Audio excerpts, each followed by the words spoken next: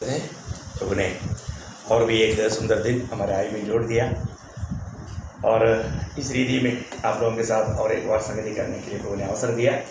उसके लिए मैं प्रभु को बहुत बहुत धन्यवाद देता हूँ। मैं आशा करता हूँ आप सब मसीह में आनंदित हो। तो एक एक दिन हम प्रभु की इच्छा मालूम करके उस पर चलेगा तो कितना आनंद होता है। जब तक प्रभु हमारे में आनंदित नहीं है हम सच्चा आनंद नहीं हो सकता। तो एक सही आनंद जो आज दुनिया में कई प्रकार का आनंद है, जिसको कोई मान लो नौकरी मिल गया तो आनंद है, प्रमोशन मिल गया तो आनंद है, पेमेंट बढ़ गया तो आनंद है, ऐसा वो सब थोड़ी समय का है। थोड़ी समय के बाद में वो सब आनंद खत्म हो जाता है। लेकिन प्रभु जो देता है आनंद हमेशा का आनंद है। वो आनंद बहुत अनोखा आनंद है, अतुल्य आनंद है। मैं प्रभु को बहुत बहुत धन्यवाद करता हूँ। प्रभु ने हमें ऐसा आनंद दिया है कि कभी कोई मैंने लूट नहीं सकता और कोई कदम नहीं हो सकता। कितना बड़ी बात है। तो मैं आशा करता हूँ आप भी उस आनंद में होंगे। और हम लोग पिछले दिनों में मतलब प्रभु हमसे कैसा जीवन चाहता है उसके ऊपर ध्यान कर रहा था। पहला विषय हमने देखा कि जैसा यीशु मसीह ने हमसे प्रेम किया ऐसा हम प्रेम करना चाहिए। बोलने के लिए उसमें बहुत विषय है, लेकिन मैं उस विषय को अभी वहाँ पर समाप्त करके अगला पॉइंट में जाना चाहता हूँ। क्योंकि प्रेम का विषय कितना भी बोलेगा तो वो जल्दी खत्म होने वाली बात है ही नहीं। क्योंकि प्रभु का प्रेम है क्योंकि हम बेच गया। हम किसी प्रकार भी उधार नहीं पा सकता था, किसी प्रकार भी प्रभु का निकट नहीं आ सकता था, परंतु प्रभु का प्रेम हमको ढूंढ कर आया और वो प्रेम का अतुल्यता हम लोगों ने कई रीति में देखा। तो प्रभु का प्रेम, प्रभु जो भी मसीह लोग हैं उन्होंने प्रभु का प्रेम पाया वो लोग हैं। वो प्रेम पाए बिना मसीह हो ही नहीं सकता। उसका प्रेम उसका दिल को जरूर चूर करता है। क्योंकि हमारा प्रभु ने हमारे लिए हमारा पापों के लिए मृत्यु सहा। ये बात का प्रकाश जब प्रभु हमें देता है तब हम आनंद से भर जाते हैं। क्योंकि मतलब ऐसा एक प्यार हम किसी प्रकार भी सुना नहीं, देखा नहीं, जाना नहीं, लेकिन ऐसा प्रेम हमको छू लेता है। तो ये बहुत अतुल्य प्रेम है। उस प्रेम में इसलिए अपने को यूदा 21 वचन में लिखा है कि तुम प्रभु के प्रेम में अपने आप को बनाए रखना हमेशा। मैं प्रभु का प्रेम में एक नहीं, प्रेम में रहने का अर्थ आत्मा में रहना, क्योंकि आत्मा का फल है प्रेम। तो अगर मैं आत्मा में रहेगा तो निश्चय मतलब मैं आज एक मलयालम गीत सुन रहा था, जो कुछ भी नहीं थे उस अवस्था से प्रभु ने हमको बनाया। और हमारा पिछले दिनों का अवस्था भी देखेगा तो जो प्रभु में आने से पहले का अवस्था कितना नाजुक था, कितना दुखदायी था, और जो प्रभु ने ऐसे अवस्था से हमको बचाया। आज कितना एक आशा भरा जीवन, एक शांति भरा जीवन हमें बिताने के लिए प्रभु ने कृपा दिया। हम लोग उस प्रभु को कितना आभार होकर के धन्यवाद देना चाहिए। आनंदकाल की तैयारी के लिए प्रभु ने और भी एक दिन दिया। आज हम दूसरे विषय पर जाना चाहता है, समय को नष्ट ना करते हुए। वो है, आपको मैंने बताया था एफेसियों 4 अध्याय का 32 वचन में प्रभु कहता है कि मतलब जैसा प्रभु ने हमको क्षमा दिया या माफ़ किया, वैसा हम एक दूसरे को माफ़ करना या क्षमा करना है ना। पढ़िएगा 4 का 32। जैसे परमेश्वर ने मसीह में तुम्हारे अपराध क्षमा किए, वैसे तुम भी एक दूसरे के अपराध क्षमा करो। देखा, मतलब आज बहुत लोग एक सच्चा आनंद जीवन ना बिताने का एक मेन कारण उन्होंने किसी न किसी को अपना दिल से क्षमा नहीं किया। हम अगर दिल से क्षमा नहीं करता प्रियो, वो व्यक्ति एक सच्चा आत्मिक आनंद में जीवन नहीं बिता पाएगा। हमें फर्कना है किसी के प्रति। हो सकता है कई लोग हमको बहुत निंदा किया होगा, तकलीफ दिया होगा, बदनाम किया होगा, हमें धोखा दिया होगा, कई बात हो सकता है, लेकिन फिर भी हम उस व्यक्तियों से अपने दिल में नफरत कड़वाहट नहीं रहना करके प्रभु ने हमें सिखाया। प्रभु का प्रेम पाया हुआ व्यक्ति, प्रभु से क्षमा पाया हुआ व्यक्ति प्रभु का प्रेम पाया हुआ व्यक्ति है। प्रभु का प्रेम पाया हुआ व्यक्ति के अंदर से सिर्फ प्रेम ही निकलना, ये मनुष्य का समझने से थोड़ा बाहर की बात है। लेकिन हमें प्रभु ने ऐसा एक दिल दिया है। जरूर हमारे साथ कोई ऐसा कुछ व्यवहार करेगा तो हमको अच्छा नहीं लगता, हम जरूर उनके प्रति थोड़ा नफरत कड़वाहट दिल में लाता है। लेकिन प्रियो तुरंत पवित्र आत्मा हमें याद दिलाएगा, क्योंकि ऐसा कोई भी बात हमारे अंदर रहेगा तो वो बात हमें धोखा देगा,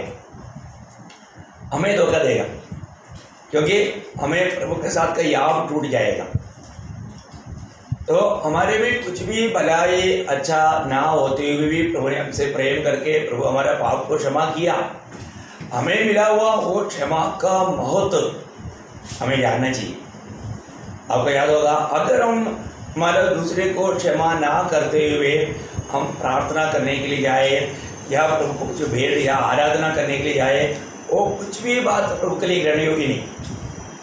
इसके मतलब हम क्षमा ना दिया हुआ अवस्था हमारा प्रार्थना जीवन को ही कुल्हाड़ी मार देता है। आप सोचो, इसका मतलब अपने जीवन में हमें परखना चाहिए किसी के साथ कोई भी कारण से, और हमारे जीवन में नफरत, कड़वाहट, बैरभाव रेखा है, वो व्यक्ति को प्रभु को उपस्थिति में प्रार्थना करने का तथ्य याद नहीं रहेगा। क्योंकि मरकोस का सुसमाचार में हम देखते हैं, मरकोस उसका 11 अध्याय उसका 25-26 वजह, मरकोस उसका 11 अध्याय का 25-26। और जब कभी तुम खड़े हुए प्रार्थना करते हो तो यदि तुम्हारे मन में किसी के प्रति कुछ विरोध हो तो क्षमा करो, इसलिए कि तुम्हारा स्वर्गीय पिता भी तुम्हारे अपराध क्षमा करे। और यदि तुम क्षमा न करो तो तुम्हारा पिता भी जो स्वर्ग में है तुम्हारा अपराध क्षमा न करेगा। तो मतलब क्या है कि वहाँ पर प्रार्थना सुनने के लिए रुकावट क्या है? आपने दूसरे को क्षमा ना दिया हुआ अवस्था आपके लिए प्रार्थना रुकावट लाता है। इसी प्रकार जब हम प्रभु को आराधने के लिए जाता है या प्रभु को कुछ भेंट चढ़ाने के लिए जाता है, उस समय में भी हमारा फर्क होना चाहिए, नहीं तो हमारा आराधना प्रभु ग्रहण नहीं करेगा। मत्ती 5 अध्याय उसका 23-24 वचन देखो, ये भी कितना बड़ी बात है। क्षमा बहुत बड़ी बात है, दूसरे के साथ मेल खाना बहुत बड़ी बात है। और आपको मालूम है किसी प्रकार भी उस वचन को पढ़ेंगे, इसलिए यदि तू अपनी भेंट वेदी पर लाए और वहाँ तू स्मरण करे कि तेरे भाई के मन में तेरे लिए कुछ विरोध है, तो अपनी भेंट वही वेदी के सामने छोड़ दे और जाकर पहले अपने भाई से मेल मिलाप कर और तब आकर अपनी भेंट चढ़ा। देखो सबसे बड़ी बात क्या है कि अगर हम भेंट करने से पहले अगर किसी के साथ हो सकता है हमने किसी को मानो दुख दिया, मानो वो व्यक्ति को दुख है करके हमें मालूम, क्योंकि मैंने उसका दिल को चोट पहुंचाया, ये मालूम हो करके भी अगर हम उससे मेल नहीं कर रहे, अभी वो मुझसे नाराज है, दुखी है, ऐसा बात मालूम हो करके भी हम उसको लापरवाही करके प्रभु को भेंट करके प्रभु को मालूम पसंद करने के लिए जाएगा, उसमें प्रभु पसंद नहीं होगा। इसका मतलब अपन प्रभु के लोग किस तरह सावधान रहना चाहिए। यदि प्रभु के साथ एक सही नाता जोड़कर जीवन बिताना है तो जरूर हमें अपने आप को परखना चाहिए, अपना दिल को परखना चाहिए। मेरे जीवन में हर एक के प्रति प्रेम के अलावा कोई बात है क्या? मैं बहुत बार समझाने वाली बात है, कई बार लोग बोलते हैं नहीं आपके प्रति मेरे दिल में कुछ नहीं, ऐसा भी बोलना धोखा है। हम ये बात बोलना है आपके प्रति मेरा दिल में प्रेम के अलावा कुछ भी नहीं, फिर तो बहुत अच्छी बात है। और मेरे दिल में आपके प्रति कुछ भी नहीं है करके बोल दिया, इसका मतलब क्या है कि मेरे दिल में आपके प्रति प्रेम भी नहीं समझा। अपन प्रभु का प्रेम पाया वो लोग है। मैं आपको बताना चाहता हूँ हमारे जीवन में मतलब यीशु मसीह में हमने जो क्षमा पाया, वहाँ पर पड़ोसियों का पत्री बहुत सुंदर है, उसका 3 अध्याय का 12-13 वचन, पड़ोसियों का पत्री उसका 3 अध्याय का 12-13 वचन। इसलिए परमेश्वर के चुने हुओं के समान जो पवित्र और प्रिय है, बड़ी करुणा और भलाई और दीनता और नम्रता और सहनशीलता धारण करो। और यदि किसी को किसी पर दोष, इसलिए परमेश्वर के चुने हुओं के समान जो पवित्र और प्रिय है, बड़ी करुणा और भलाई और दीनता और नम्रता और सहनशीलता धारण करो। और यदि किसी को किसी पर दोष देने का कोई कारण हो तो एक दूसरे की सह लो और एक दूसरे के अपराध क्षमा करो, जैसे प्रभु ने तुम्हारे अपराध क्षमा किए वैसे ही तुम भी करो। देखा कितना श्रेष्ठ बात है। मतलब अगर हमें क्षमा मिला है तो क्षमा देने वाला प्रभु का प्रेम कितना बड़ा है, वो प्रेम हमने मतलब अनुभव किया, तो हम उस प्रेम अनुभव किया है तो हमारे साथ भी कोई भी ऐसा कुछ गलती करेगा तो हमें उनको क्षमा देने के लिए तैयार होना चाहिए हैं। मतलब हमारे जीवन में मतलब कुछ भी कार्य करने वालों के प्रति मतलब विद्वेष बुरा मतलब ऐसा नफरत नहीं रह सकता। मैं बोलने का अर्थ क्या है कि हम लोगों को इस विषय में क्षमा करना बहुत बड़ी बात है। हम क्षमा देना ही आपको मालूम है कि यीशु मसीह हमारे उपदेश में भी जब मतलब मत्ती के सुसमाचार 6 अध्याय 14-15 वचन में भी खास करके क्षमा करने का विषय में बहुत गहराई में समझाया। इसलिए यदि तुम मनुष्य के अपराध क्षमा करोगे तो तुम्हारा स्वर्गीय पिता भी तुम्हें क्षमा करेगा, और यदि तुम मनुष्य के अपराध क्षमा न करोगे तो तुम्हारा पिता भी तुम्हारे अपराध क्षमा न करेगा। कितना भयंकर अवस्था रहेगा है अगर हम प्रभु से इतना बड़ा क्षमा पाया हुआ हम लोग दूसरे को क्षमा करने के लिए तैयार नहीं है तो फिर प्रभु का वचन कहता है कि हमें भी क्षमा नहीं मिलेगा। उसके लिए एक बार आपको याद होगा वही मत्ती के सुसमाचार उसकी 18 अध्याय में उसका 21 से 35 तक जो पढ़ता है तो वहाँ पर पत्रों से जाकर के प्रभु से एक बात पूछा, मतलब प्रभु मैं कितनी बार लोगों को मतलब क्षमा देना चाहिए है ना। उसके ऊपर मानव प्रभु ने बहुत सुंदर रीति में समझाया। आपको मालूम है पर भी कोई नया लोग है बाइबल लेकर के नहीं बैठा हो उनके लिए मैं पढ़कर वो बात को भी सुनाना चाहता हूँ। जो एक क्षमा पाया व्यक्ति कितना बड़ा क्षमा पाया और जो हमें क्षमा देना है वो कितना हल्का सा क्षमा देना है ये बात को, क्योंकि हमारे साथ जो भी अपना भाई बहन करता है वो बात इतना भारी नहीं जो कि हमें प्रभु के साथ हमने किया। विषय को समझना मतलब जो हमारा प्रभु के साथ जो हुआ और प्रभु ने उस बात को क्षमा दिया वो क्षमा इतना भारी क्षमा है, जबकि हम जो दूसरे को क्षमा देना है वो बात बहुत छोटी बात है। क्या बड़े प्रभु ने बहुत विस्तार से समझाया। पत्रोस का एक संदेह था वो भी क्लियर किया। ये भाग को हमको ध्यान से सुने। तब पतरस ने पास आकर उससे कहा, हे प्रभु, यदि मेरा भाई अपराध करता रहे तो मैं कितनी बार उसे क्षमा करूं? क्या 7 बार तक? यीशु ने उससे कहा, मैं तुझसे यह नहीं कहता कि 7 बार तक, वरन 7 बार के 70 गुने तक। इसलिए स्वर्ग का राज उस राजा के समान है जिसने अपने दासों से लेखा लेना चाहा। जब वह लेखा लेने लगा तो एक जन उसके सामने लाया गया जो 10,000 तोड़े का कर्जदार था। जबकि चुकाने को उसके पास कुछ न था तो उसके स्वामी ने कहा, यह और इसकी पत्नी और बाल बच्चे और जो कुछ इसका है सब बेचा जाए और कर्ज चुका दिया जाए। इस पर उस दास ने गिरकर उसे प्रणाम किया और कहा, हे स्वामी, धीरज धर, मैं सब कुछ भर दूंगा।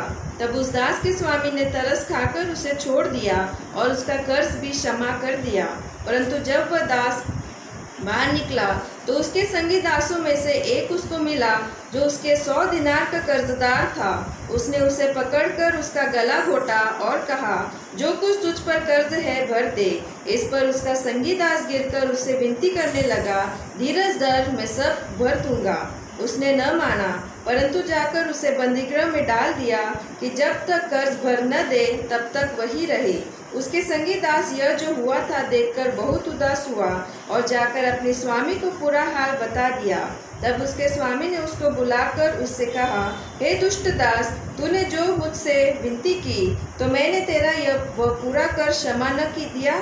इसलिए जैसे मैंने तुझ पर दया की वैसे ही क्या तुझे भी अपने संगी दास पर दया करना नहीं चाहिए था? और उसके स्वामी ने क्रोध में आकर उसे दंड देने वालों के हाथ में सौंप दिया कि जब तक वह सब कर्ज भर न दे तब तक उनके हाथ में रहे। इसी प्रकार यदि तुम में से हर एक अपने भाई को मन से क्षमा न करेगा तो मेरा पिता जो स्वर्ग में है तुमसे भी वैसा ही करेगा। देखा तुम्हारा बोलने का अर्थ कितना गहरा है ना। अभी ये क्षमा पाया हुआ ये व्यक्ति दूसरे का छोटा सा खर्चा को क्षमा नहीं दिया तो प्रभु ने उसको क्या बोला? दुष्ट दास। देखा इतना बड़ा क्षमा पाया था है, भले और विश्वासियों को बोलना चाहिए था, और तो उनका काम एकदम प्रभु का कार्यों के जैसा नहीं था। प्रभु ने जो उसे अपेक्षा किया ऐसा नहीं था। तो हमारे जीवन में अगर हम मानव दूसरे का क्षमा नहीं करता फिर हमें क्षमा पाने का भी योग्यता नहीं। प्रभु हमारा पाप क्षमा करके पाप को हमारे से इतना दूर करके हमें इतना आज़ादी दिया है ना, हम कितना कठोर पापी थे। मैं सोचता हूँ पाप क्षमा के लिए अभी कई लोग, आपको मालूम है, नामदारी लोग मानो फादर के पास जाकर के कन्वर्स करता है हफ्ता में जा करके, फिर वापस वही करता है। पर तो उनको होली कम्युनियन लेने से पहले उधर जा करके ये सब कबूल करना पड़ता है। तो एक मैंने एक रोमन कैथोलिक व्यक्ति मिला था, वो इस प्रकार मतलब उधर जा करके सब कुछ नहीं बताता।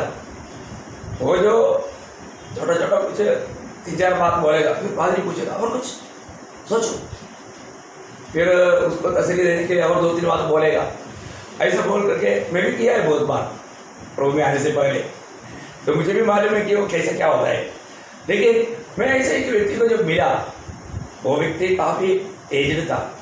मैं जब मिला तो उसको 82 साल उम्र था, लेकिन अच्छा हेल्थ था उसका, बहुत धनवान व्यक्ति था।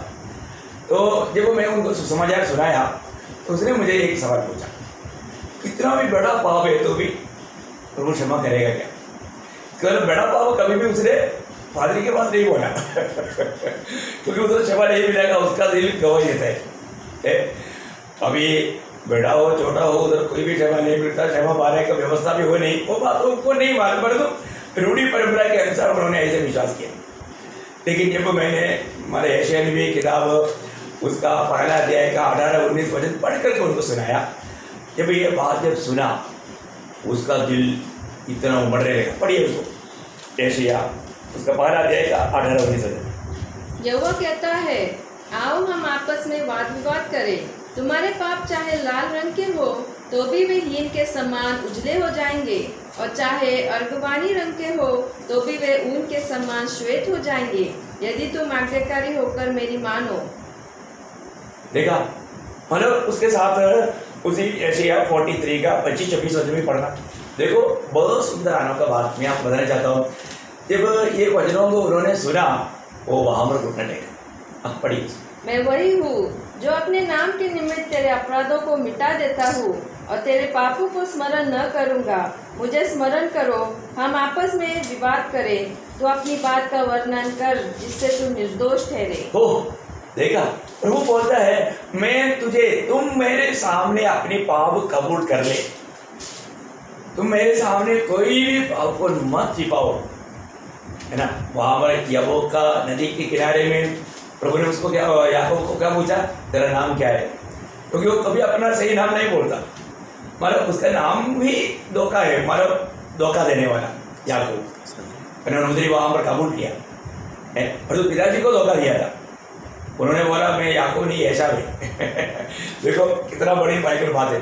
अभी यहाँ पर प्रभु एक ही बात करता है कि तुम मेरे सामने सारे अपने पाप कबूल कर, मैं तुझे धर्मी बनाऊंगा। कौन बोल रहा है? सर्वशक्तिमान परमेश्वर। प्रयोग कितना अनोखा बात है ना। आज हमारा कर्तव्य है हम अपने पापों को प्रभु के सामने कबूल करें, क्योंकि नया नियम में भी पहला यूहन्ना उसका पहला अध्याय का 9 वचन में लिखा है कि जो भी व्यक्ति अपने पाप प्रभु के सामने कबूल करेगा तो 1 का 9, यदि हम अपने पापों को मान ले तो वह हमारे पापों को क्षमा करने और हमें सब अधर्म से शुद्ध करने में विश्वास योग्य और धर्मी है। उसका 7 वचन का आखिरी भाग, और उसके पुत्र यीशु का लहू हमें सब पापों से शुद्ध करता है। देखा क्या चाहिए फिर? प्रभु यीशु मसीह हमारे लिए अपना पवित्र लहू बहाया, उस लहू में पाप क्षमा है। मैं आपको बताना चाहता हूँ, मतलब वो व्यक्ति ने उस दिन प्रभु को ग्रहण किया और उन्होंने गवाही दिया कि प्रभु मेरा पाप क्षमा किया। मैं बहुत आनंदित हूँ। मैं कितनी बार मतलब पादरी के पास जा करके ये सब किया। एक्चुअली मैं कपड़ा कर रहा था, मैं अपने आप को धोखा दे रहा था, मैं समझता था, लेकिन एक हमारा रूढ़ी परंपरा के अनुसार तसल्ली के लिए करता था। उन लोगों के सामने मैं अपने आप को धर्मी दिखाना चाहता था। लेकिन आज मेरे जीवन में वास्तव में पाप क्षमा का अनुभव मुझे मिला बोल करके इतना आनंदित हुआ, और उन्होंने बहुत कुछ प्रभु का महिमा के लिए कार्य भी किया। मैं अभी वो बात को वर्णन नहीं करना चाहता हूँ, लेकिन एक बात मैं आपको बताना चाहता हूँ, एक व्यक्ति जब प्रभु में आ जाता है उन्हें पाप क्षमा का अनुभव मिलता है। पाप प्रभु उनसे कम्प्लीटली, आपको याद होगा 103 वचन संहिता का 12 वचन, क्या अनोखा वचन। ऐसे वचन पढ़ने के टाइम पर मतलब इतना आनंदित और मगन होता है। है ना।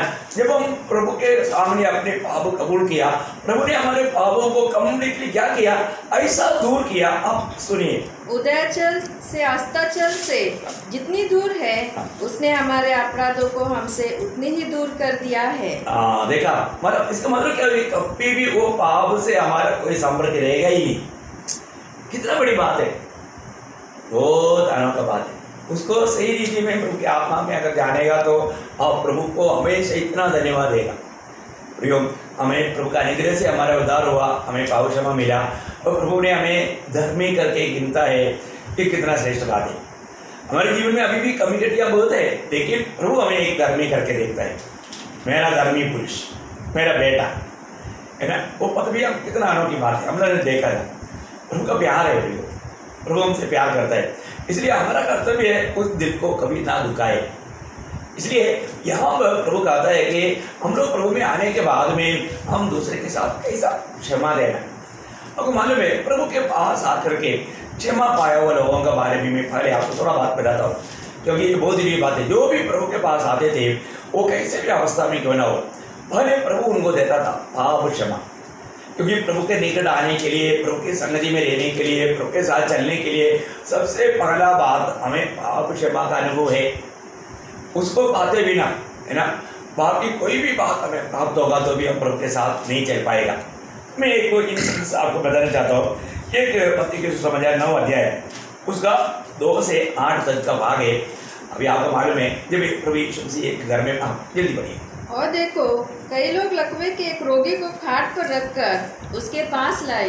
यीशु ने उनका विश्वास देखकर उस लकवे के रोगी से कहा, हे पुत्र, ढाढ़स बांध, तेरे पाप क्षमा हुए। उस पर कई शास्त्रियों ने सोचा, यह तो परमेश्वर की निंदा करता है। यीशु ने उनके मन की बातें जानकर कहा, तुम लोग अपने अपने मन में एक बुरा विचार क्यों कर रहे हो? सहज क्या है, यह कहना तेरे पाप क्षमा हुए, या यह कहना उठ और चल फिर? परंतु इसलिए कि तुम जान लो कि मनुष्य के पुत्र को पृथ्वी पर पाप क्षमा करने का अधिकार है। तब उसने लकवे के रोगी से कहा, उठ, अपनी खाट उठा और अपने घर चला जा। वो उठकर अपने घर चला गया। लोग यह देखकर डर गए और परमेश्वर की महिमा करने लगे, जिसने मनुष्य को ऐसा अधिकार दिया है। देखिए, यहाँ का विषय क्या है कि उस व्यक्ति को उस बीमारी से चंगाई पाने से बढ़कर पहले उसको पाप क्षमा पाना जरूरी था। अभी प्रभु यीशु मसीह डॉक्टरों का डॉक्टर है, उसको मालूम है कि उसको कैसे ट्रीट करना है। यहाँ पर पहली बात उसको पाप क्षमा का जरूर था। प्रभु ने पहले उस व्यक्ति को पाप क्षमा दिया। प्रियो, ये सबसे बड़ी बात है। हम प्रभु के पास जब आता है, कई बार हम कई और बातें मांगता है, लेकिन प्रभु पहले जो देता है पाप क्षमा। हमें पाप क्षमा पाना कितना जरूरी बात है। शायद हम उसका जरूरत को नहीं जानता होगा। हम पाप क्षमा प्राप्त करके, अगर हम बीमार होकर के भी पाप क्षमा पाया, अगर हम मर गया तो सो भी जाएगा। परंतु हम पाप क्षमा पाया नहीं, बीमारी से चंगाई पाया, मर गया, वो नरक जाएगा। हमको ये जानना कौन सा अनोखी बात है। दूसरी एक संभव मैं कम शब्दों में उन बातों को पढ़ना चाहूँगा। लूका का सुसमाचार उसका 7 अध्याय 47-48 में आपको वो संभव मालूम है। वो शिमोन फरीसी के घर में यीशु मसीह खाने के लिए बैठा था। वहाँ पर एक पावनी स्त्री आकर के उसका बादशाह में बैठ करके रो करके वो प्रस्ताव कर रहा था। वो अपना पापों को प्रभु के सामने मालूम, ठीक, आपको मालूम है प्रभु हमारे दिल की भाषा पढ़ता है।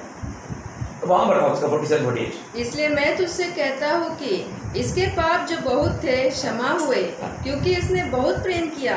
पर जिसका थोड़ा क्षमा हुआ है वह थोड़ा प्रेम करता है। और उसने स्त्री से कहा, तेरे पाप क्षमा हुए। देखा, प्रभु ने उसको क्षमा दिया क्योंकि वो क्षमा पाने के लिए आया था। देखा, पाप क्षमा। और प्रभु ने स्त्री से क्या कहा? तेरे पाप क्षमा हुए। हाँ। तब जो लोग उसके साथ भोजन करने बैठे थे, हाँ बस ठीक है, ओके। तो मतलब प्रभु ने उसको उसका दिल की इच्छा जान करके उसको पाप क्षमा दिया। बहुत बड़ी बात है। पाप क्षमा सिर्फ प्रभु यीशु मसीह ही दे सकता है। कितना अनोखी बात है। एक और संभव मैं आपको बताना चाहता हूँ। मतलब उसमें कुछ खास बात था, इसलिए यूहन्ना 8 अध्याय है उसका 3 से 11 तक आपको मालूम है एक भावनी स्त्री को या व्यभिचार में पकड़ा गया हुआ एक स्त्री को लोगों ने प्रभु यीशु मसीह के पास लाया। वहां पर वो लोग सब पत्रवाह करने की आशा में लाया था। एक्चुअली उससे बढ़कर के आज उनका एक लक्ष्य क्या था, प्रभु यीशु मसीह पर कुछ ना कुछ मतलब गलती का इंजाम लगाना, क्योंकि यीशु मसीह ने कहा था कि मैं पापियों को उद्धार करने के लिए आया। अभी मूसा की व्यवस्था के अनुसार इस प्रकार व्यभिचार करने वाला लोगों को पकड़ा जाएगा तो उसको पथरवाह करके मारना चाहिए। अगर प्रभु बोलेगा इसको पथरवाह करके मार दो, उसका मतलब तो मूसा के द्वारा मतलब प्रभु ने दिया हुआ व्यवस्था तो मानता नहीं, तो दोषी है। आप बोलेगा नहीं उनको जाने दो, छोड़ दो, उसका मतलब आप मूसा का व्यवस्था को उसमें भी नहीं पालन करता है। या पथरवाह करो, तो आपने बोला था भाभियों को बचाने के लिए आया तो उनको बचा नहीं पाया। दोनों प्रकार मतलब उनकी बुद्धि के अनुसार बचने के लिए कोई मार्ग नहीं, फंस गया करके उन्होंने सोचा। लेकिन प्रभु ने कितना अनोखा कार्य किया, आपको संदर्भ मालूम है, फिर भी आप जल्दी सुनिएगा। तब शास्त्री और फरीसी एक स्त्री को लाए जो व्यभिचार में पकड़ी गई थी और उसको बीच में खड़ा करके यीशु से कहा, हे गुरु, यह स्त्री व्यभिचार करते पकड़ी गई है।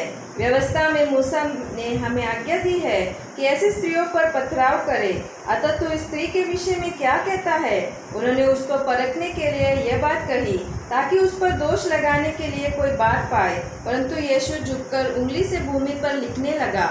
जब वे उससे पूछने ही रहे तो उसने सीधे होकर उनसे कहा, तुम में जो निष्पाप हो वही पहले उसको पथराव मारे, और फिर झुककर भूमि पर उंगली से लिखने लगा। परंतु वे यह सुनकर बड़ों से लेकर छोटों तक एक एक करके निकल गए और यीशु अकेला रह गया और स्त्री वही बीच में खड़ी रह गई। यीशु ने सीधे होकर उससे कहा, हे नारी, वे कहाँ गए? क्या किसी ने तुझ पर दंड की आज्ञा न दी? उसने कहा, हे प्रभु, किसी ने नहीं। यीशु ने कहा, मैं भी तुझ पर दंड की आज्ञा नहीं देता, जा और फिर पाप न करना। देखिए यहाँ पर उस स्त्री को भी प्रभु ने पाप क्षमा दिया। इतना बड़ा पावनी अवृत प्रभु के पास मतलब लाया जाने के कारण उसको भी पाप क्षमा मिला, और प्रभु को एक वाणी देता है, आगे को पाप नहीं करना। न प्रभु में आया हुआ अनेक पवित्र लोगों से प्रभु को एक ही बात का विनती है, हम आगे पाप ना करें। प्रभु ने हमें एक पवित्र जीवन बिताने के लिए हमें एक नया दिल दिया, प्रभु की आत्मा दिया, प्रभु का मन दिया। प्रभु हमारे लिए क्या नहीं दिया, सारे प्रबंध करके दिया। फिर भी अगर हम हमारे पाप करके जीवन बिताएगा तो प्रभु दिल को कितना दुख होता है। हमें यह बात को परखना है। मेरा हर रोज का जीवन प्रभु को जीवन में प्रथम स्थान देते हुए, यीशु मसीह को प्रभुता देते हुए, उसका इच्छा ढूंढ कर जान कर उस इच्छा में मैं बना रह पाता है कि नहीं। और ऐसा नहीं है तो जरूर हम अपने इच्छा में भी अगर कोई अच्छा भी काम किया तो भी उसमें प्रभु प्रसन्न नहीं देगा। तो यहाँ पर हम देखते हैं कि प्रभु जो भी प्रभु के पास आता है उन पापियों को प्रभु ने पाप क्षमा दिया। अभी एक बात मैं आपको बताना चाहता हूँ पत्रोस के बारे में। आपको मालूम है पत्रोस प्रभु यीशु मसीह का चेलों में से एक है, एक प्रकार वो प्रथम चेला है। उन्होंने प्रभु को 3 बार इनकारा। आप सोचिए कितना दुखदायी बात है। एक 3.5 साल चेला बनकर रहने के बावजूद भी प्रभु यीशु को खुलेआम उन्होंने इनकार। जब मैं आपको पढ़ाना चाहूँगा यूहन्ना का सुसमाचार उसका 18 अध्याय, पहले उसका 17 वचन। उस दास ने जो द्वारपालिन थी पतरस से कहा, कहीं तू भी इस मनुष्य के चेलों में से नहीं है? उसने कहा, मैं नहीं हूँ। देखा तो क्या 25 वचन। शिमोन पतरस खड़ा हुआ आग ताप रहा था। तब उन्होंने उससे कहा, कहीं तू भी उसके चेलों में से तो नहीं है? उसने इनकार करके कहा, मैं नहीं हूँ। 27।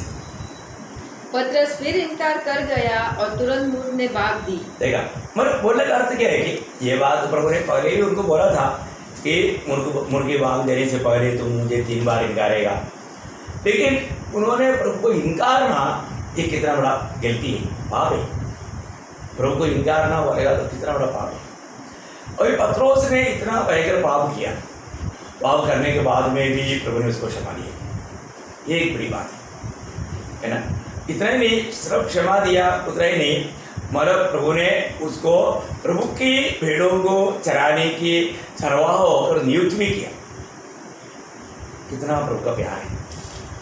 आपको मालूम है जब 21 अध्याय में यूहन्ना 21 अध्याय में वहाँ पर मालक 15 से 17 तक का वचनों में प्रभु 3 बार पतरस को पूछता है, तो इनसे बढ़ करके मुझे प्यार करता है क्या? आखिरी में पतरस ने कबूल किया, प्रभु आप सब जानते हैं।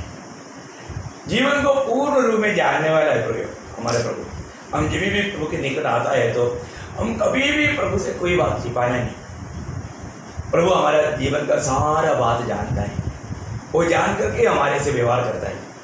इसलिए जब और पतरस टूट फूट कर रोया, उस समय में भी रोया, क्योंकि जब मुर्गी बांध दिया तो उसको याद आ गया प्रभु ने बोला हुआ बात। तो कुछ परिस्थितियों में वो इतना बेलहीन पात्र बन करके पाप किया, लेकिन उन्होंने पछतावा किया और प्रभु ने फिर से मौका दिया और प्रभु ने नियुक्ति भी दिया।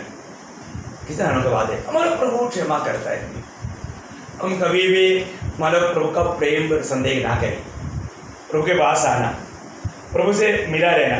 अभी एक बात मैं आपको बताना चाहता हूँ, जब वही लूका का समाचार 23 अध्याय उसका 39 से 43 तक जब पढ़ता है, आपको मालूम है सूली पर प्रभु लटकाया हुआ है, उसको दोनों तरफ मतलब उस समय का 2 भयंकर चोरों को भी मतलब लटकाया हुआ था।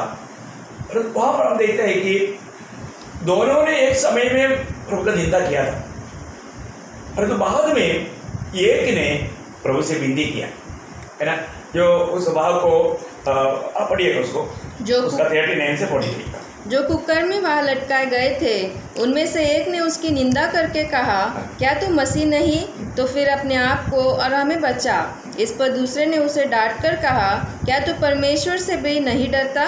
तू भी जो वही दंड पा रहा है और हम तो न्यायानुसार दंड पा रहे हैं, क्योंकि हम अपने कामों का ठीक फल पा रहे हैं, पर इसने कोई अनुचित काम नहीं किया। तब उसने कहा, हे यीशु, जब तू अपने राज्य में आए तो मेरी सुधि लेना।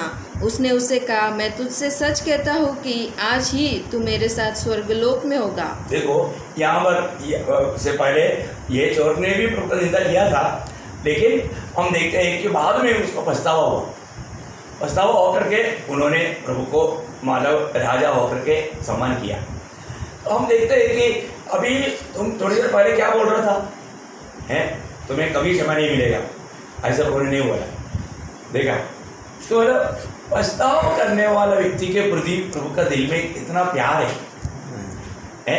अभी एक प्रकार हम सोचेगा तो उसने भी मतलब प्रभु का निंदा किया था, निंदा करने के बाद में उसको पछतावा आया नहीं यार, क्योंकि ये कोई ऐसा कुछ गलत काम नहीं किया है। और प्रभु का एक शब्द भी जब बहुत सुना तो उसने जाना कि नहीं ये निर्दोष है और ऐसे ही में वो राजा है, ये राजा होकर आएगा। ये बात उनका दिल में प्रकाशित हुआ, तुरंत वो प्रभु से विनती करता है, जब वो राजा होकर आएगा तो मुझको भी स्मरण में देखा नहीं, तुम थोड़ी देर पहले मेरा निंदा किया था, मेरा बदनाम किया था, तुझे कभी क्षमा नहीं मिलेगा ना। कभी कभी हम लोग क्या है कि कोई और हमारे साथ ऐसा कुछ गलत काम करे और फिर क्या करता है, नहीं हम उनको क्षमा नहीं करेंगे।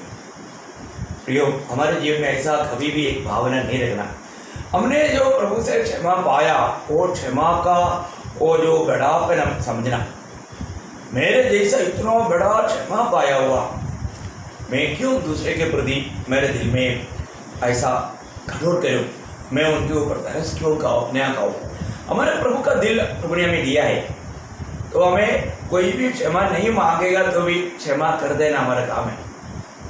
प्रभु का दिल हमारे अंदर है। तो आपको मालूम है प्रभु यीशु मसीह को वहाँ पर रहने वाले लोगों ने कितना निंदा किया, कितना सताया, है ना, कितने प्रकार तकलीफ दिया, लेकिन प्रभु यीशु मसीह ने उन लोगों के लिए क्या किया था, आपको याद है? वही हमारा 23 अध्याय है, उसका 34 वचन। तब यीशु ने कहा, हे पिता, इन्हें क्षमा कर, क्योंकि ये जानते नहीं कि क्या कर रहे हैं। देखा, बोलने का अर्थ प्रभु यीशु मसीह के साथ जितने भी लोगों ने ऐसा भी कार्य किया, उन सबको प्रभु ने सूली पर क्षमा दिया। आप सोचो, लोगों ने प्रभु को ऊपर थूका था, है ना, उस पर बॉक्सिंग मारा था, उसका बाल माल निकाला था, उनको सबको प्रभु ने क्षमा किया, है ना, हर एक को प्रभु ने क्षमा दिया। क्या प्रभु का मानव दिल है। अभी इस प्रकार का एक दिल हमारा बनना प्रभु की इच्छा है। हम सबको क्षमा कर पाए। ये बात को मतलब प्राप्त करके एक सच्चा विजय मसीह जीवन बिताने के लिए हमें दाम देना पड़ेगा। अभी ये तो प्रभु का क्षमा देने का, क्षमा पाए हुए लोगों का कुछ अवस्था था, परंतु भक्तों के जीवन में उनके दिल की अवस्था क्या था? सच्चा भक्त, देखो ये भी बात बहुत महत्वपूर्ण है। एक सही भक्त है तो उसको भक्ति करने के लिए प्रभु के साथ का एक अनोखा अनुभव चाहिए। वो अनुभव बिना भक्त बन ही नहीं सकता। वो हर एक प्रकार का पाप और बुराई से दूर रहेगा। भक्तों के दिल में भी ये क्षमा करने का स्वभाव रहेगा। मैं बहुत विस्तार से नहीं बोलूँगा तो भी मतलब कुछ लोगों के बारे में मैं आपको बताना चाहता हूँ। सबसे पहले पुराने नियम का मध्यस्थ कराने वाला मूसा के जीवन के बारे में आपको मालूम है। मूसा जीवन में बहुत दूसरे के ऊपर तरस खाने वाला व्यक्ति बन गया था। प्रभु की सन्निधि में रहकर प्रभु से शिक्षण पा करके है ना, वो उसके जीवन में भी दूसरे के प्रति क्षमा करने वाला एक दिल था। आपको याद होगा जब गिरने का किताब उसका 12 अध्याय का 12 वचन, ओ प्रभु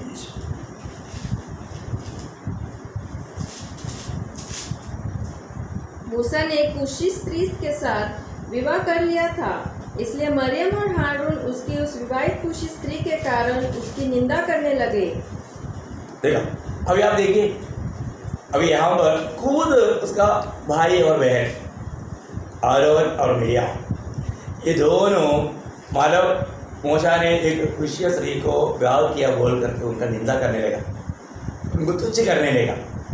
लेकिन मतलब उसके आगे दूसरा वचन भी उन्होंने कहा, क्या यहोवा ने केवल मूसा ही के साथ बातें की है? क्या उसने हमसे भी बातें नहीं की? उनकी यह बात यहोवा ने सुनी। हाँ देखो, अभी ऐसे सब बोलने के टाइम पर एक्चुअली क्या होना चाहिए? अभी मूसा को प्रभु ने नियुक्त किया, मूसा का मतलब नेतृत्व में ये सारे लोगों को ले चल रहे हैं। उस समय में ऐसा कुछ वादा आएगा तो कोई भी है थोड़ा सा झगड़ेगा, है थोड़ा उस पर गुस्सा करेगा। लेकिन यहाँ हमारा देखता है कि मूसा बिल्कुल गुस्सा नहीं किया। मूसा उसके साथ कोई बहस भी नहीं किया। मूसा ने तुरंत उन बातों को क्षमा किया। परंतु मूसा क्षमा किया है तो भी प्रभु क्षमा नहीं दिया। ये तो बात है। देखो, हमारे दिल में, हमारे जीवन में प्रभु हमारे लिए काम करेगा।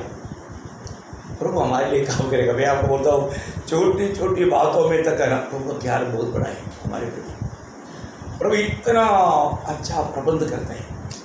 प्रभु का प्रबंध हमारे प्रति कितना महान है, हम लोग मतलब बयान भी नहीं कर सकता। एक छोटी छोटी बातों पर भी प्रभु का ध्यान है। अभी मूसा उन बातों को अनसुनी किया, परंतु प्रभु ने उस बात को सुना।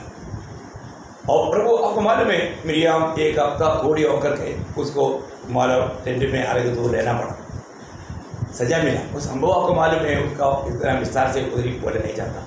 लेकिन मूसा का नम्र स्वभाव, प्रियो, हम एक दूसरे को क्षमा करने के लिए और दूसरे के सामने बुद्धू बनने के लिए तैयार होना। हम प्रभु में है ना, बस मुझे जो प्रभु का बेटा जो पदवी मिला है ना, प्रभु का एक मतलब साथ काम करने के लिए एक नियुक्ति मिला, यही कितना बड़ा पदवी है। इस बात को सोचेगा तो हम हर एक को क्षमा दे सकते हैं। मूसा ने वहाँ पर कुछ नहीं किया, लेकिन प्रभु ने कार्रवाई किया। वही बात थोड़ा आगे जाकर क्या, और भी एक संभव वही गिनती की उसका 16 अध्याय का 2 से 4 में हम कौन और उनके साथ का लोगों ने हमारे मूसा के साथ बलवा किया। उस समय में भी हम देखते हैं मूसा उनके साथ झगड़ा नहीं किया या कुछ लोगों को लेकर के उनको खत्म करने का प्रयास नहीं किया। इतना वो दिल से उनको क्षमा करता है। वहाँ पर प्रभु के उपस्थिति में जा करके वो पढ़ा रहता है। पढ़िएगा उसको। इन तीनों रूबेनियों से मिलकर मंडली के 250 प्रधान जो सभासद और नामी थे, उनको संग लिया और वे मूसा और हारून के विरुद्ध उठ खड़े हुए और उनसे कहने लगे, तुमने बहुत किया, अब बस करो, क्योंकि सारी मंडली का एक एक मनुष्य पवित्र है और यहोवा उनके मध्य में रहता है। इसलिए तुम यहोवा की मंडली में ऊंचे पद वाले क्यों बन बैठे हो? यह सुनकर मूसा अपने मुंह के बल गिरा। देखा, मूसा उनके साथ क्रोधित नहीं हुआ। इवन ऐसा कुछ मूसा कह भी देता तो वो बात हो जाता था, लेकिन मूसा ने क्रोधित नहीं किया। आपको मालूम है, मतलब परमेश्वर का क्रोध को तक ठंडा करने के लिए मूसा बीच में आया था। प्रभु ऐसा क्रोधित मत हो जाओ, क्योंकि प्रभु का क्रोध इतना भड़का था इस्राएलियों के ऊपर, लेकिन मूसा ने विनती किया। मतलब उनके अंदर प्रभु इतना एक तरस खाने वाला, क्षमा करने वाला एक दिल आया, और प्रभु का महिमा हमेशा चाहता था। प्रभु ने मूसा को बोला, मूसा मैं तुमको बहुत बड़ा जाति बनाऊंगा, तो मेरे सामने से हट जाओ, मैं इनको भी खत्म करूँगा। मूसा बोलते नहीं प्रभु, आपका नाम निंदा हो जाएगा, मिस्रैम के लोग ये सुनेगा तो क्या बोलेगा। देखो वो प्रभु ने उनका लोगों को वायदा के देश में लेकर गया था, लेकिन वो भी असमर्थ हो गया, आपका निंदा हो जाएगा, लोग ऐसे बोलेगा। देखो मतलब मूसा के दिल में मतलब दया, मतलब क्षमा करने का कितना बड़े भावना उड़ा, ऐसा एक दिल प्रभु ने उनके अंदर तैयार किया। प्रभु को मालूम था मूसा ऐसे बोलेगा क्योंकि प्रभु आदि में आदि जानता है। बोलने का अर्थ मतलब प्रभु ऐसा ना जान के नहीं, लेकिन मूसा में इस प्रकार का गुण प्रभु बढ़ा रहा था। मैं एक बात आपको बताना चाहता हूँ, देखो जिस व्यक्ति को प्रभु इस्तेमाल करना चाहता है, उनके जीवन में प्रभु कई प्रकार का कष्ट का अनुभूति देता है। जो व्यक्ति कष्टों में नहीं जाता, वो व्यक्ति को प्रभु कभी इस्तेमाल कर ही नहीं सकता। मैं ये सोचता हूँ, जब मतलब इस विषय में बोलेगा दूसरा कोरिन्थी उसका पहला अध्याय 3-4 बजे, दूसरा कोरिन्थी पहला अध्याय का 3-4। हमारे प्रभु यीशु मसीह के परमेश्वर और पिता का धन्यवाद हो, जो दया का पिता और सब प्रकार की शांति का परमेश्वर है। सब प्रकार का शांति का परमेश्वर है, वह हमारे सब क्लेशों में शांति देता है। देखो हमारा सब क्लेशों में वो शांति देता है, ताकि हम उस शांति के कारण जो परमेश्वर हमें देता है उन्हें भी शांति दे सके, जो किसी प्रकार के क्लेश में हो। देखा, किसी प्रकार का भी क्लेश में रहने वालों को सांत्वना देने के लिए हमारे क्लेशों में प्रभु हमको शांति देता है।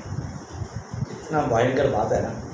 अभी प्रेरित पौलुस कितना भयंकर क्लेशों में होकर गुजरा, आपने को मालूम है। अभी यहाँ पर एक बयान करने का, उसके बारे में बताने की जरूरत है। और किसी प्रकार का भी कष्ट में रहने वालों को सांत्वना देने के लिए प्रेरित पौलुस का जीवन एक कारण बना। मैं आपको बताना चाहता हूँ, मेरे जीवन में आया हुआ बहुत से हमारा कष्ट तकलीफ, मैं कई प्रकार का कष्ट में रहने वाले लोगों को गवाही दिया, तो उनको बहुत सांत्वना मिला, बहुत सामर्थ्य मिला। ये बात सच्ची है। इसका मतलब क्या है कि हमारे जीवन में ऐसे कष्ट क्लेश क्यों आया, ऐसा अवस्था में रहने वालों को सांत्वना देने के लिए, क्योंकि उनके पास आया हुआ समस्या इतना बड़ा नहीं था, क्योंकि हमको फेस करना पड़ा। सच्ची में जिसको भी प्रभु इस्तेमाल करना चाहता है, उनके जीवन में बहुत प्रकार का गहरा कष्ट तकलीफ को भेजेगा। और मैं हमेशा गवाही देता हूँ, जो आग में उगा वो धूप में नहीं सूखता। जो भी मसीह जीवन की शुरुआत में हमको बहुत प्रकार का, चारों तरफ का बहुत परीक्षा शोधना होता है, उसमें से प्रभु अगर पार करके लाया है तो बाद में आने वाला समस्या उसको एकदम हल्का रहेगा। और ये बात जीवन के अनुभव से मैं आपको बता सकता हूँ, है ना। मुझे नौकरी के जगह पर बहुत प्रतिकूल आया, क्योंकि मतलब सपड़े डिपो में इतनी चोरों के बीच में ईमानदारी में नौकरी करना एकदम एक असंभव की बात है। परंतु प्रभु ने वहाँ पर एक सच्चा गवाही के जीवन, बिल्कुल मतलब कोई किसी को अंगुली उड़ाने का मौका ना देते हुए प्रभु का भय में, सच्चाई में काम करने के लिए पूरा मौका दिया। बहुत प्रतिकूल आया, गाँव में गया, प्रभु का सुसमाचार सुनाने के कारण हमारे इलाका पूरा रोमन कैथोलिक का इतना हड्डा है, वहाँ पर इतना प्रतिकूल आया। इवन हमारे बिंदु लोग हमको खत्म करने के लिए प्लान बनाया, बहुत प्रकार का प्रतिकूल आया, वहाँ हम सब प्रभु ने संभाला। बोले हर प्रकार बहुत से रीति में मतलब दुख संकट मतलब सामना करना पड़ा, लेकिन मैंने ये बात को जाना, प्रभु का बहुत और बाद में आया वो कोई भी तकलीफ प्रतिकूल वो कोई भारी नहीं लेगा। और किसी प्रकार का तकलीफ में रहने वालों को भी सांत्वना देने लायक प्रभु ने ऐसा गवाही जीवन में दिया। तो यहाँ पर प्रेरित पौलुस वही गवाही देता है। हमारे जीवनों में, हमारे जीवन में आया हुआ संकटों में प्रभु ने हमको आश्वासन दिया। वो पद बहुत बड़ा बात पर है, वापस एक बार पढ़ना उसका 3-4, दूसरा कोरिन्थी मतलब उसका पहला अध्याय का 3-4। हमारे प्रभु यीशु मसीह के परमेश्वर और पिता का धन्यवाद हो, जो दया का पिता और सब प्रकार की शांति का परमेश्वर है। सब प्रकार का शांति देने वाला परमेश्वर, सब प्रकार का। आपका कोई भी अवस्था क्यों ना प्रियो, एक बात जानना, आपको जीवन में आने वाला संकटों में आप घबराओ मत। प्रभु आपको सांत्वना दे रहा है और प्रभु की महिमा के लिए आपको एक उपयोगी बर्तन बनाना चाहता है। प्रभु आपको अद्भुत रीति में बनाने के लिए चाहता है, इसके लिए ऐसा होता है। अभी आपको मालूम है, अभी यहाँ पर हमने सिर्फ मौसा की बात देखा, अनेक भक्तों के जीवन में, आपको एक एक भक्तों के जीवन में, उनके जीवन में कितने प्रकार का पेश आया। वो क्लेशों में सब प्रभु विश्वासियों की रह करके उनको संभाला, प्रभु का शांति से उनको भर दिया और विजयी जीवन प्रदान किया। यहाँ पर हम मौसा का जीवन देखा और मौसा का अंत भी हम जानता है। ये दुनिया में एक ही पुरुष को ये माना दैन्य अवस्था मिला क्योंकि प्रभु स्वयं उसका खबर किया। आप देखो, क्योंकि प्रभु के लिए मौसा ने मतलब चुनौती में बहुत बड़ा सम्मान किया। इब्रानियों के 11 अध्याय का 24 से 27 तक आप जानता है। यहाँ से बताना चाहता हूँ, जब चुनौती के समय आता है वो हमेशा प्रभु को प्रथम स्थान दिया, दुनिया के बातों को बिल्कुल खैर कचरा समझा। जिसे प्रेरित पौलुस गवाही देता है, प्रभु यीशु मसीह की ज्ञान की उत्तमता का कारण मैं जो भी मेरे लिए लाभ का था मैं उसको कचरा समझता हूँ, मैं कूड़ा कचरा समझता हूँ। प्रियो, प्रभु को और उसका हमारे प्रति योजना को जानेगा तो वो व्यक्ति कभी भी दुनिया की बातों से और कोई भी बातों से अपने को प्रेम नहीं करेगा। यहाँ पर मौसा के जीवन ऐसा जीवन था, एक बहुत बड़ा गवाही के जीवन, बहुत कष्ट में होकर के मौसा इस प्रकार का अवस्था में आया। दूसरा हम देखते हैं कि जोसेफ का जीवन, मैं आपको बहुत बताने के लिए समय नहीं, जब जोसेफ उसका 37 अध्याय उसका 8 से 33 तक पढ़ना चाहिए, पढ़ने के लिए इतना टाइम नहीं। आपको भाग मालूम है ना, जोसेफ पिता का इतना प्रिय था। जोसेफ स्वप्न देखता था, वो स्वप्न वास्तव में उनका भविष्य में होने वाला बातें था। ये बात वो घर में बिताते थे तो भाई लोग जेलसी खाते थे और उनको एक बार मौका मिला, इस जोसेफ को ख़त्म करना चाहा। आखिर में उन्होंने उनको सेल किया, बिक्री किया।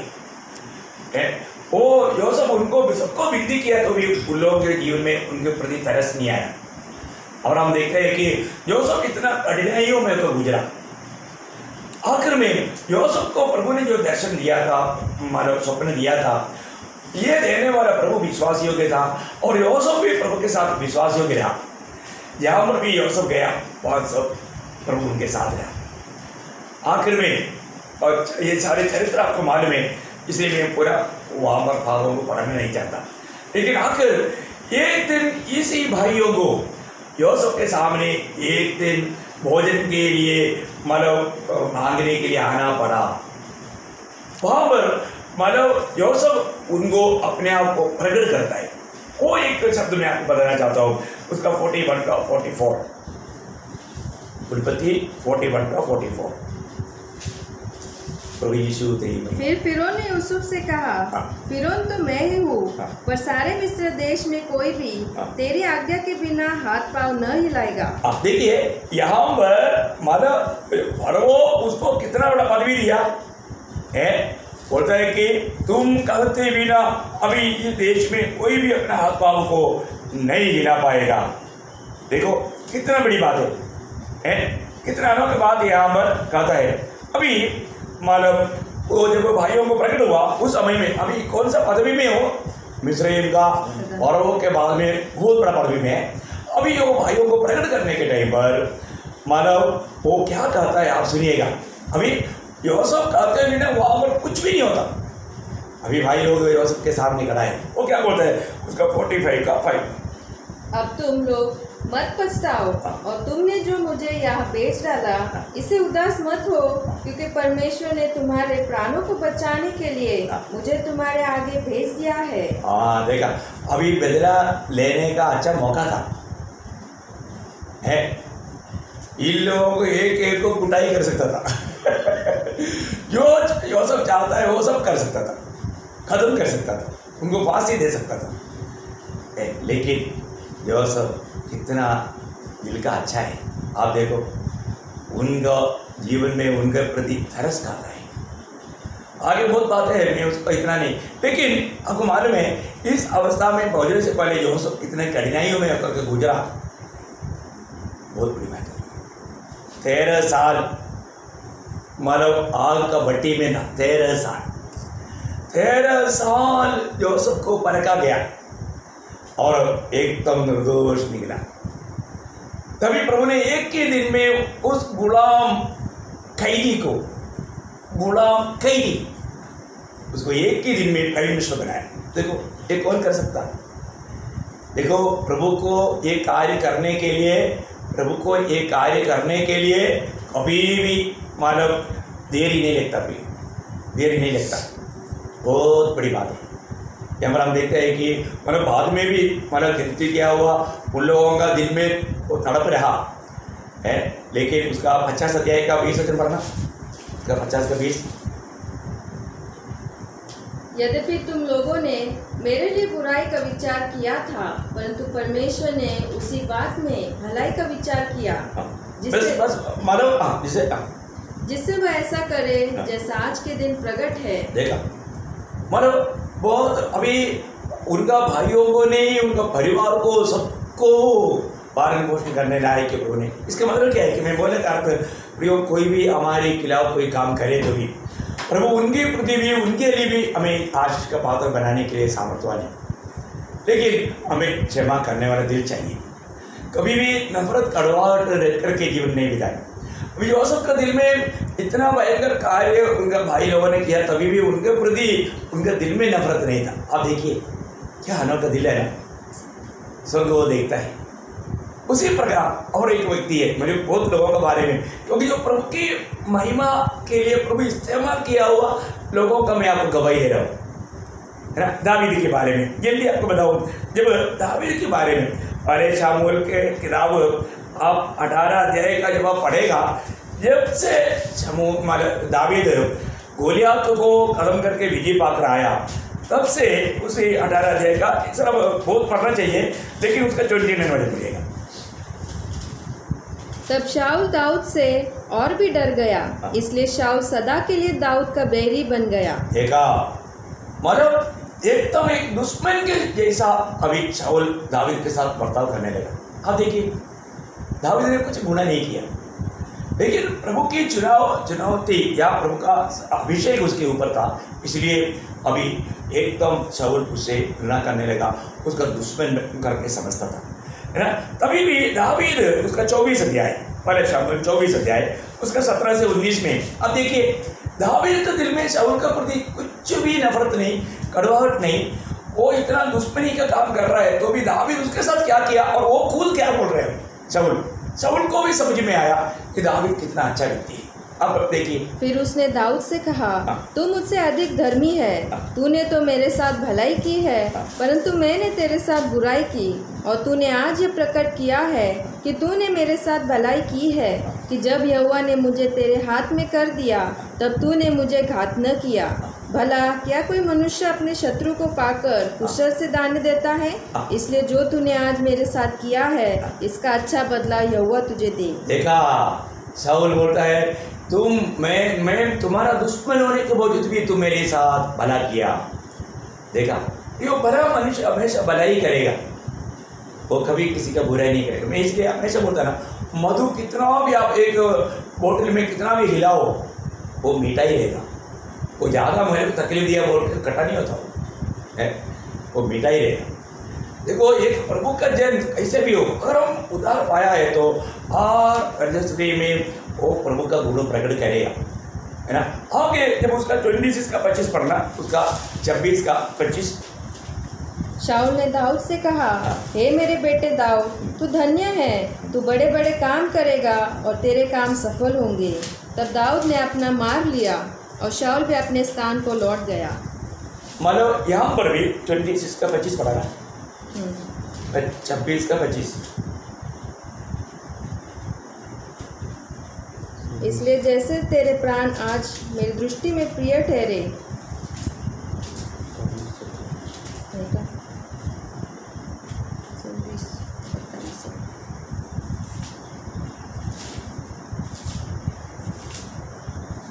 शाऊल ने दाऊद से कहा, हे मेरे बेटे दाऊद, तू धन्य है, तू बड़े बड़े काम करेगा और तेरे काम सफल होंगे। हाँ, मतलब तुम विजय पाएगा।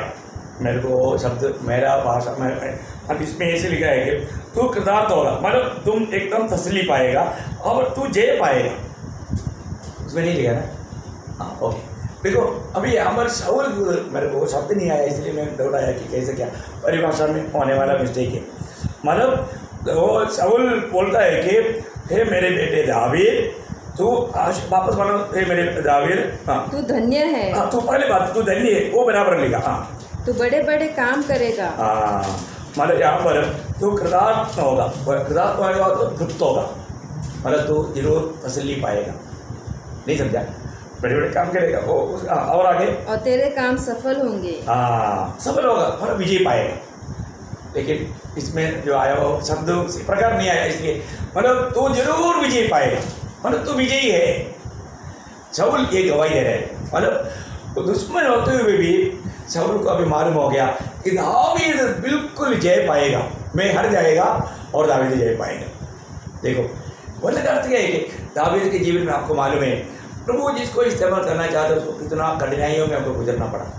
दावीद के जीवन में कितनी प्रकार का मतलब बाधाएं आए, लेकिन वो प्रभु का शरणागत था। इसलिए 23 भजन संहिता में दावीद कहता है ना, मैं मृत्यु की तरह भी होकर के चलूँ तो भी मैं नहीं डरेगा, क्योंकि प्रभु मेरे साथ रहता है ना। प्रभु के सन्निधि पाने के बाद में हमें कोई प्रतिकूल से डरने की जरूरत नहीं। मैं बोले का वहाँ पर भी एक अद्भुत बात हम देखते हैं। और मतलब क्षमा का एक महान व्यक्ति आपको मालूम है, याकूब यूब के बारे में गवाही देता है। याकूब का पत्री उसका 5 अध्याय का 11 वचन पढ़ करके यूब से एक वचन पढ़ेंगे जल्दी। वो याकूब 5 का 11। देखो हम धीरज धरने वालों को धन्य कहते हैं। तुमने अय्यूब के धीरज के विषय में तो सुना ही है, और प्रभु की ओर से जो उसका प्रतिफल हुआ है उसे भी जान लिया है। देखो अय्यूब बहुत क्षमा करने वाला व्यक्ति था।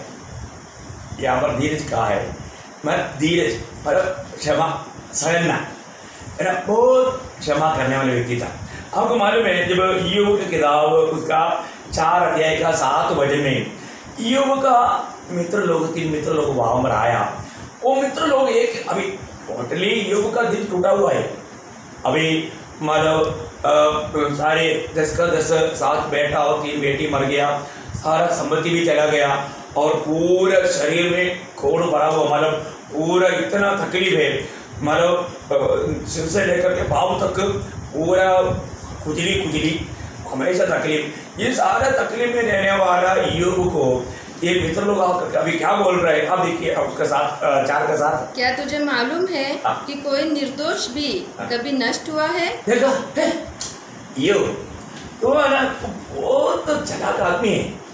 तो हम सबके सामने तो अपने आप को भक्त दिखा रहा है, पर तू निर्दोष नहीं है, तू दोषी है। देखो उसको मतलब उसका दिल में है ना, और वो मतलब भाला मार रहा है। आप देखो उसका धीरे तक भी छोड़ दिया, मर जाओ बोला। अभी दोस्त लोग भी आकर क्या बोल रहे हैं, बहुत कपड़ है तुम्हारा दिल है ना, छोड़ दिल देता है तो क्या हमको मतलब बुद्धू बनाना चाहता। कोई निर्दोष को ऐसे होगा क्या, और वो ऐसे होने देगा क्या? बोलने का अर्थ यह है कि उसको गाँव में और भी उसको तकलीफ दे रहे हैं। देखो है आप उसका 8 अध्याय का 3 वचन पढ़िए, बहुत बातें हैं। मैं एक बात बोल के जल्दी कर दूंगा। क्या परमेश्वर अन्याय करता है? क्या परमेश्वर अन्याय करता है? और क्या सर्वशक्तिमान धर्म को उल्टा करता है? मतलब तू बोल रहा है कि नहीं मैंने कुछ गुनाह नहीं किया, इसका परमेश्वर दोषी है क्या? बोलने का अर्थ क्या है कि वो लोग दोष के ऊपर दोष लगा करके अय्यूब को और खिचड़ी कर रहे हैं। देखो अभी एक भक्त के जीवन में आने वाला अनुभव देखो, बहुत बार भक्तों के जीवन में कुछ बात होगा ना, तो दुनिया क्योंकि कुछ ना कुछ तीर मारने के चक्कर में रहता है। प्रभु ने उसको बराबर दिया।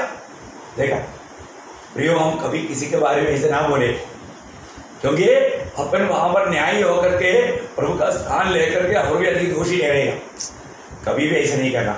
आखिर में प्रभु ने क्या किया मालूम है, लेकिन इन लोग ये सब सहने के बाद भी ये उनके साथ झगड़ा नहीं किया। अभी शब्द क्या गवाही दिया, वो इम्पोर्टेंट बात है ना। उसका 42 अध्याय का ये 42 अध्याय में उसका 8 वचन पढ़ना, उसके बाद 10 वचन पढ़ना। इसलिए अब तुम 7 बैल और 7 मेढ़े छाटकर मेरे दास अय्यूब के पास जाकर हाँ। अपने निमित्त होम बलि चढ़ाओ, हाँ। ताकि मेरा दास अय्यूब तुम्हारे लिए प्रार्थना करेगा, हाँ। क्योंकि उसी की प्रार्थना मैं ग्रहण करूंगा, हाँ। और नहीं तो मैं तुमसे तुम्हारी मूर्खता के योग्य बर्ताव करूंगा। देखा अभी मूर्खता का काम कौन किया? उनको ये लग रहा था हम बहुत प्रभु के लिए मतलब ये कर रहे हैं, लेकिन वो प्रभु के लिए नहीं किया और प्रभु उनका बातों को बिल्कुल स्वीकारा नहीं, है ना। प्रभु बोलते हैं, यहाँ पर भी बोलते हैं, मेरा दास योग, मेरा दास तुम्हारे लिए प्रार्थना करेगा, तुम तभी भिज पाएगा, नहीं तो गया तू। इसलिए तुम ये सारे बात को ला करके मेरे दास के पास ला कर दे दो और वो तुम्हारे लिए प्रार्थना करेगा। और आखिर में उन लोगों ने बात माना और ये उन्हें प्रार्थना किया तो प्रार्थना का अंत में उत्तर में क्या आया उसका 10 वचन। जब अय्यूब ने अपने मित्रों के लिए प्रार्थना की, तब यहोवा ने उसका सारा दुख दूर किया, और जितना अय्यूब के पास पहला था उसका दुगना यहोवा ने उसे दे दिया। कितना सुंदर बात है। बोले का अर्थ क्या है कि अय्यूब ये सब सहा, निंदा भी सगा, वो व्यर्थ नहीं हुआ। अय्यूब इन सारे बातों को क्षमा करते गया। क्षमा करने का गुण कितना अच्छा है। अय्यूब का क्षमा करने का स्वभाव के बारे में इसलिए याकूब उठाकर कहा, है ना। हमारे जीवन में अय्यूब का धीरज, अय्यूब का क्षमा करने का गुण एकदम बहुत आदरणीय गुण है हमारे जीवन में। यीशु मसीह सबसे बड़ी बात है हमारे लिए, आज सब बात के लिए यीशु मसीह आदर्श है। यीशु मसीह ने अपने साथ इतना भयंकर काम किया और लोगों को भी क्षमा दिया। और आपको मालूम है, मसीहों में सबसे पहला रक्तसाक्षी स्तेफानोस इस बात के लिए सबसे बड़ा दृष्टांत है ना। प्रेरितों का 7 अध्याय का 60 वचन, आपको मालूम है स्तेफानोस का आखिरी शब्द कितना अनोखा शब्द प्रयोग है। देव प्रभु को पाया और उन्होंने सबको क्षमा दिया और उनके लिए क्षमा मांगा, है ना। उसका 7 अध्याय का 60 वचन। फिर घुटने टेक कर ऊंचे शब्द से पुकारा, हे प्रभु, यह पाप उन पर मत लगा, और यह कहकर वो सो गया। देखा इसका मतलब क्या है कि स्तेफानोस ने, है ना, इतना आक्रोश करके उन पर पथरवाह करने वाला लोगों को भी स्तेफानोस ने क्षमा किया। वो क्षमा करके वो प्रभु के पास गया। प्रियो, मैं एक बात आपको विनती करना चाहता हूँ, अपने जीवन में परखो। आज आप सच में आनंद दे क्या? आपको किसी के साथ कोई भी बात पर क्षमा करने के लिए बाकी है क्या? कई बार आप शायद प्रभु से भी गुस्सा में होगा। हाँ, यो प्रभु को भी क्षमा कर दो, क्योंकि प्रभु ने इतना बड़ा क्षमा दिया है। हाँ, प्रभु के साथ ऐसा कट्टर दिल मत बनो। प्रभु ऐसे क्यों ऐसा पूछने का मतलब प्रभु के साथ आपका दिल अच्छा नहीं, वो भी एक डेंजर बात है। प्रभु ऐसे क्यों करके कभी भी कोई भी बात पर आपके दिल में सवाल उड़ा है तो आप प्रभु का एक दुश्मन होकर काम कर रहे हैं। प्रभु को भी आप माफ नहीं कर रहे। पर ना, अपने आप को भी माफ करो, अपने दिल की ऐसे भावनाओं को माफ करो। क्षमा एक बहुत बड़ा अच्छा गुण है, इसलिए क्षमा बिना हम क्षमा प्राप्त नहीं करेगा। इसलिए हमें किसी के साथ भी हमारे दिल में कठोरता ना रहे, हर एक के साथ क्षमा करना प्रभु इसलिए चाहता है कि ना, अगर आप सोचो, अगर आप क्षमा ना देते हुए मर गया तो, क्षमा ना देते हुए मर गया तो आपको भी क्षमा नहीं मिला, आप कभी भी प्रभु के राज्य में नहीं मिलेगा। आप बोलो कितना भी आप उधार पाया है, आपको प्रभु यीशु मसीह ने क्लियर बोला उसको क्षमा नहीं मिलेगा, स्वर्गीय पिता उसको क्षमा नहीं देगा। तो हमें दिल से क्षमा करना। आपको मालूम है, कई लोग क्षमा करता हूँ बोलता है, तो दोबारा कोई बात हो गया तो क्या बोलता है, तुम 2 हफ्ता पहले भी मेरे साथ ऐसे किया था। देखा इसका मतलब वो बोलता है कि मैं क्षमा दिया, क्षमा नहीं दिया, अभी भी उसका दिल में था। भी ऐसा भी बाधा ना आने देना। बहुत बात है, मैं आपको बताना चाहता हूँ, इसमें धोखा ना खाओ। प्रभु का हमारे जीवन से प्रभु चाहने वाला एक बात है, हम हरेक को क्षमा करें। एक सच्चा विजय मसीह जीवन बिताना चाहता है तो, प्रभु के लायक जीवन बिताना चाहता है तो, प्रभु हमें उसकी महिमा के लिए इस्तेमाल करना है तो, क्या अगर हम चाहता है तो आप जरूर आज के दिन में जरूर परखना कि मैंने किसी के साथ कोई भी कारण मैंने क्षमा दिया ना दिया हुआ कोई अनुभव है क्या। तुरंत हमें उन्हें क्षमा करना, उन्हें क्षमा देना। शायद कई बार कई लोग क्षमा मांगता है तो भी लोग देने के लिए तैयार नहीं होता है, क्योंकि उन्होंने क्षमा मांगा तो वो सही प्रकार ठीक से क्षमा नहीं मांगा, वो ग्रामर देखता है उस समय में। प्रियो, ग्रामर मत देखो, उन्होंने क्षमा मांगा है, नहीं मांगा है तो भी, अभी स्तेफानस को कौन मांगा क्षमा, लेकिन स्तेफानस ने क्षमा दिया, सबको क्षमा दिया और प्रभु से उनके लिए क्षमा मांगा। प्रियो, वो है प्रभु हमारे में चाहने वाला दिल। इसलिए मैं आशा करता हूँ आप इस विषय को अच्छी तरह समझ गया होगा। अगर नहीं भी समझा तो आप जरूर मुझे फ़ोन कीजिए, आपको इसमें फ़ोन नंबर दिया है। मैं आपको और भी गहराई में बोलने के लिए बहुत बातें, इतने जल्दी खत्म नहीं होता। क्षमा का बात पर हम बहुत बातों को ला सकता है, लेकिन मैं आपको बताना चाहता हूँ, है ना, भक्तों के जीवन में भी मानो उन्होंने कैसा किया। कोई प्रेरित पौलुस अभी यहाँ पर गवाही दे रहा है, जैसे यीशु मसीह ने हमें क्षमा दिया, ऐसे हमें एक दूसरे के साथ करना है। कितना अनोखा बात है। तो आपको बहुत आशीष दे, आगे भी बहुत प्रार्थना के साथ रहना। हमें विश्वास है कि आप हमारे लिए भी प्रार्थना कर रहे हैं। तो मेरी तरफ से, विवेक और दीपिका की तरफ से और मेर्सी और रेस की तरफ से भी आप सबको मसीह वंदना देता हूँ। प्रभु का अनुग्रह आपके साथ।